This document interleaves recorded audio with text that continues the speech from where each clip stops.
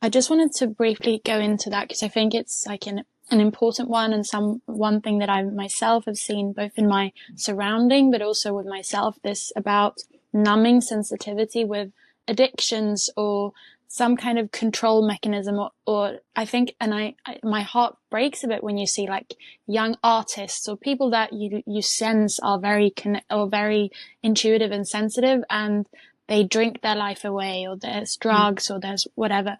What would you say?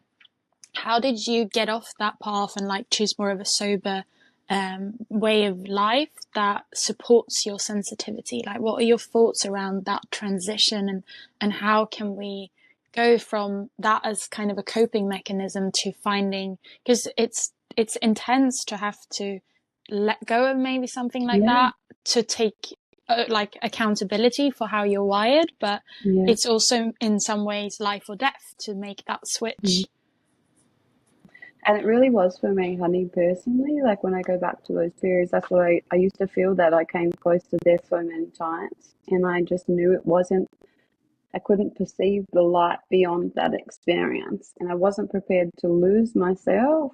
Uh, I had no other way. Like there wasn't another path for me. Sometimes I Yeah. see that there's multiple timelines, and sometimes in that, where there's lots of opportunity, or in a place of exploration and, curiosity, I guess the path can feel super wide, and that's not a bad Mm. thing.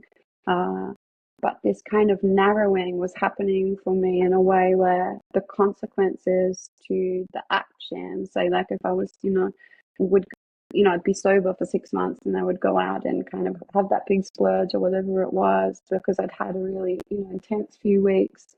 It was more of an indicator for me. I could sense that the voice or the urge for that was coming from a different place in my being, and I could see clearly from the ripple effects and the consequences of that were so dire for me that it would take me, weeks, if not months, to pick my vibration up. And when we're Yeah. working at this and the discipline that's involved, and there were so many different facets because I was managing an eating disorder and things as well. So it was kind of like happening on multiple different levels. It was sort of, it, I guess the desire for it or the attachment for it was an illusion. And I guess I could Yeah. see that it was an illusion because I never escaped it anyway. I was just leaving my body.